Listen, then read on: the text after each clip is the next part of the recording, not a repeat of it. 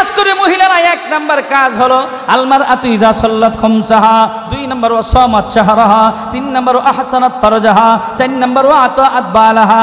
এই 4টা কাজ যদি করে আল্লাহ রাসূল বলেন আল্লাহ তাআলা 8টি জান্নাত তৈরি করেছে। ওই 8টি জান্নাতের যে কোনো দরজা দিয়ে নারীরা প্রবেশ করবে। জোরে কন্না সুবহানাল্লাহ।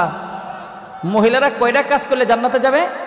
4টা। 1 নম্বরে 5 ওয়াক্ত নামাজ, 2 নম্বর হলো রমজান মাসের রোজা, 3 নম্বর হলো পর্দার ভিতরে থাকা, 4 নম্বর হলো স্বামীর ইতাআত করা, স্বামীর কথা মেনে চলা। এই 4টা কাজ যদি নারীরা করে রাসূল বলেন 8টা জান্নাতের যে কোনো দরজা দিয়ে প্রবেশ করবে। এখন এই নারী কোথায় পাওয়া যাবে?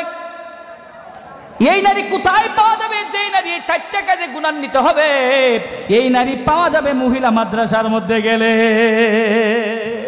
জোরে বলেন কথা ঠিক কিনা? এই নারী পাওয়া যায় মহিলা মাদ্রাসার মধ্যে গেলে।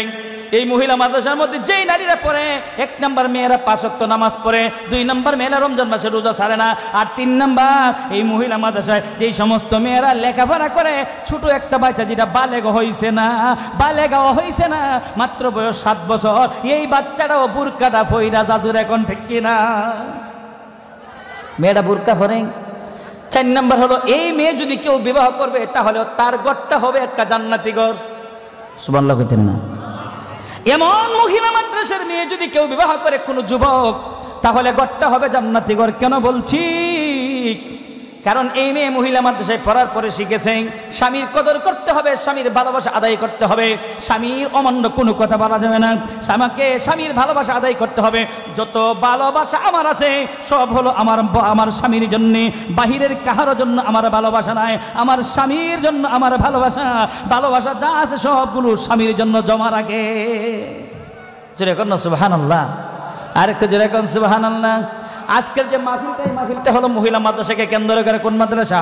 মহিলা মাদ্রাসাকে কেন্দ্র করে। এই মাদ্রাসার মধ্যে অনেক ছাত্রীগুলো আছে। মাদ্রাসা মুতাইম আছে? হ্যাঁ, মাদ্রাসা মুতাইম নাই, রাজু ভাইও নাই, এরা কেউ নাই না? মহিলা মাদ্রাসা, এই মাদ্রাসা হলো মহিলা মাদ্রাসা। আপনাদের আকার কৃতি সন্তান এই মাদ্রাসা প্রিন্সিপাল সাহেব বহুত কষ্ট করে একটা মাদ্রাসা করেছেন। 60 থেকে 70 জন মেয়ে এখানে লেখাপড়া করে। কতজন? 60 থেকে 70 জন মেয়ে এখানে লেখাপড়া করে। প্রত্যেকটা মা বাবার উদ্দেশ্য হলো আমার মেয়েটা আমি মহিলা মাদ্রাসায় দিয়ে দিছি, এই মেয়েটা দিনদার হবে, মুত্তাকি হবে, আল্লাহওয়ালি হবে, আমার এই মেয়ে আল্লাহওয়ালি হবে। আল্লাহ রাসূল বলেন যেই ঘরের মধ্যে 1টা 2টা 3টা, কয়টা?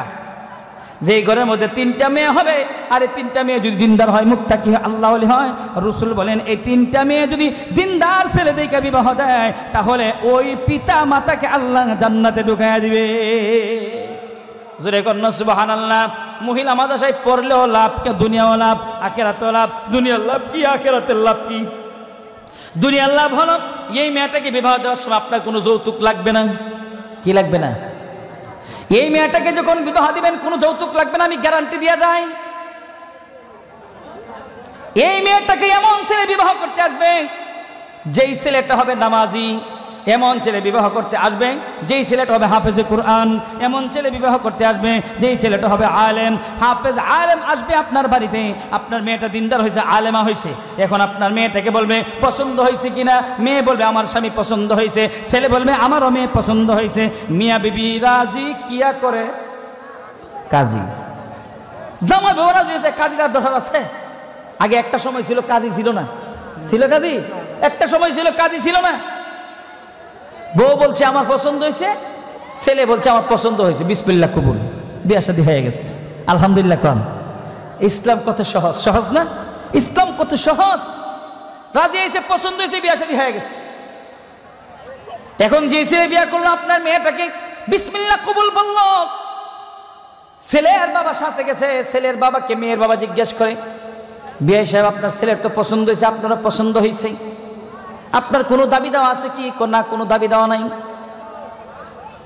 ছেলে বলবে কোনো দাবি দেওয়া নাই, আমি কোনো যৌতুক চাই না, আমি খাটও চাই না, পালংও চাই না, আমি কোনো ঘুড়িও চাই না, কিছুই আমি চাই না, আমি শুধুমাত্র আপনার মেয়েটা চাই। এই মেয়েটা আমার ঘরে যাবে আর আমার ঘরটা একটা জান্নাতি ঘর হয়ে যাবে। আমি গ্যারান্টি দিয়ে যাই রে বাবা, পাহাড়ি অঞ্চলের মানুষ, আপনি আপনার একটা মেয়েকে মাদ্রাসায় পড়ান, এই মেয়েটা যেই ঘরের মধ্যে যাবে তার শ্বশুরের মুখের মধ্যে যদি দাড়ি না থাকে, এই মেয়েটা শ্বশুরের জন্য খাবার নিয়ে যাবে। খাবার যখন নিয়ে যাবে দেখবে শ্বশুরের মুখের মধ্যে দাড়ি নাই। এমন সময় মেয়েটা চোখ থেকে জর্জর করে পানি পড়বে। শ্বশুর ডাক দেয়া বলবে, মারে বড় আদর করে তোকে নিয়ে আসলাম রে মা, তুই কেন কাঁদিস? কাঁদি এই জন্য আমি আল্লাহর কাছে বড় আশা করেছিলাম, আমার আল্লাহর কাছে বড় একটা আশা ছিল, আমাকে আল্লাহ যেন এমন করে নিয়ে যায় যেই করে আমার শ্বশুর হবে নামাজি, আমার শ্বশুরের গায়ের মধ্যে পাঞ্জাবি থাকবে, আমার শ্বশুরের মুখের মধ্যে দাড়ি থাকবে, মসজিদে আজান হবে, আমার শ্বশুর আর ঘরে থাকবে না, দৌড়িয়ে মসজিদে চলে যাবে। কিন্তু আমি এমন করে আসলাম, আয়েশা দেখি আমার শ্বশুরের মুখের মধ্যে দাড়ি নাই, আমার এই ঘরে থাকতে মনটা চায় না, আমার এই ঘরের মধ্যে 24 ঘন্টা টিভি চলে, আমি তো টিভি কোনোদিন দেখি নাই। আমি আল্লাহর কাছে আমার আশা ছিল, আমি মহিলা মাদ্রাসায় পড়েছি, আমি যেই ঘরে যাব এই ঘরে কোনো টিভি থাকবে না, শয়তানের কোনো বাস্ক থাকবে না। আমি আল্লাহর কাছে কাঁদি এই জন্যে আল্লাহ যেন আমার শ্বশুরের পরিবর্তন ঘটায় দেয়, আমার শাশুড়ির পরিবর্তন ঘটায় দেয়। শাশুড়ি একটা ওয়াক্ত নামাজও পড়ে না। এবার শ্বশুর ডাক দেওয়াল, মারে ওর আদর করে তোকে আমার পুত্রবধূ বানাইলাম, যারে মা যা, তোকে আমি ওয়াদা দিলাম রে, আজকে থেকে এই দাড়ির মধ্যে আর কোনোদিন খুর লাগাবো না, যারে মা যা, আর কোনোদিন খুর লাগাবো না, এরপর তুই আমার সামনে আইসা কাঁদিস না। এরপরে দাড়ি রাখছে, এখন নামাজ পড়ে না। মেয়ে কান্দে, কান্দ কেন? নামাজ তো পড়েন না। যারে মা ওয়াদা দিলাম রে, আজকে থেকে আর কোনোদিন নামাজ ছাড়বো না। এমন একটা মেয়ে ঘরে ঘরে দরকার আছে কিনা নাই? যেই মেয়েটা দিনদার হবে, দুনিয়ার মধ্যে জাহান্নামী ঘর আছে, জান্নাতি ঘর আছে, কিন্তু যেই মেয়ে দিনদার না, যেই মেয়েটা ঘর থেকে বের হয় নিজের সাজুগুজু সাজসজ্জাটা অন্য পুরুষকে দেখায়, এই সমস্ত নারীর উপর আল্লাহর লানত। এই মেয়েরা যখন ঘর থেকে বের হয়, আর এই মেয়ে যেই ঘরের মধ্যে যাবে, এই ঘরের মধ্যে গিয়ে শ্বশুর শাশুড়ি লয়া লয়া টিভি দেখবেন। মজুর এখন ঠিক কিনা? এর সারা জীবন জন্ম নিছে এইভাবে। এন হয়ে গেছে শ্বশুরে আসেন, শ্বশুর এটা আজকের নির্বাচনের সময় এসে, আজকে নমিনেশন পাইছে, আইন দিই সবাই মিল্লা খবর দিই। মজুর এখন ঠিক কিনা?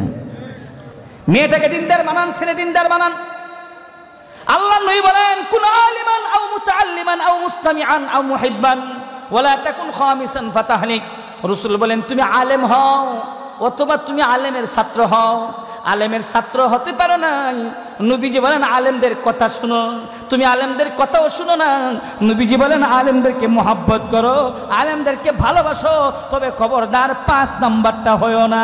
তার মানে হলো আলেমদের প্রতি বিরূপ প্রতিক্রিয়া দেখায়ও না। আলেম হও, আলেম হইলে লাভ, আলেমের কথা শুনলে লাভ, আলেমের ছাত্র হইলে লাভ। এখন যারা বসছেন, এখন এই মুহূর্তে আপনারা কোরআনের ছাত্র, আলেমের ছাত্র, আল্লাহর কাছে বলতে পারবেন, মালিক রে, কিছু সময়ের জন্য কোরআনের ছাত্র হয়েছিলাম, কিছু সময়ের জন্য জান্নাতের বাগানের মধ্যে বসেছিলাম, বহু দূর থেকে প্রধান বক্তা এসেছিলেন, আর কিছু সবক শুনেছিলাম, ওই সবকটার উসিলাই, এই বসে টাকার উসিলাই আজকে তুমি আমাকে মাফ করে দাও। আলেম হইলে কি লাভ? আলেমের বাবা হইলে কি লাভ? মনোযোগ সহকারে শুনবেন। মুসা আলাইহিস সালামের জামানায় তাফসীরে কাবীরের মধ্যে উল্লেখ করেছে, যে কিতাবটার লেখা হল আল্লামা ফখরুদ্দিন রাজি রাহমাতুল্লাহি আলাইহি। মুসা পয়গম্বর যাচ্ছে রাস্তার মধ্যে, একটা কবরস্থান, কবরের মধ্যে দেখে কবরের মধ্যে আযাব হচ্ছে। উনি যখন আবার রিটার্ন আসলেন, দেখে কবরের আযাব বন্ধ। মুসা পয়গম্বর জিজ্ঞেস করে, একটু আগে দেখে গেলাম তোমার কবরে আযাব হচ্ছে, এখন তোমার কবরের আযাব বন্ধ কেন?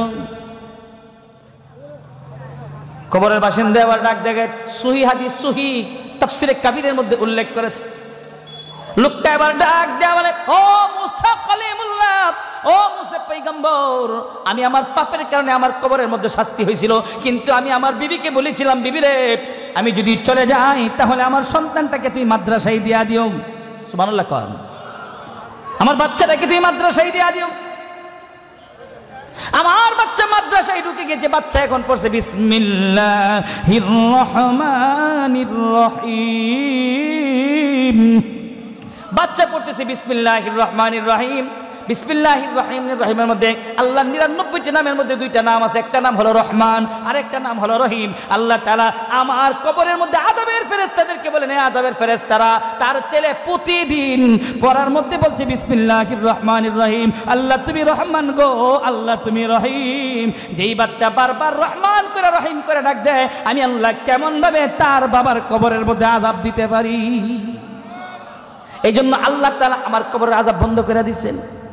নবীজি বলেন, যদি কোনো ছেলে আলেম হয়, হাফেজ হয়, আর এই হাফেজ আলেম যদি বাবা মার জানাজার নামাজটা পড়ায়া দেয়, তাহলে কবরের আযাব আল্লাহ মাফ করে দেয়।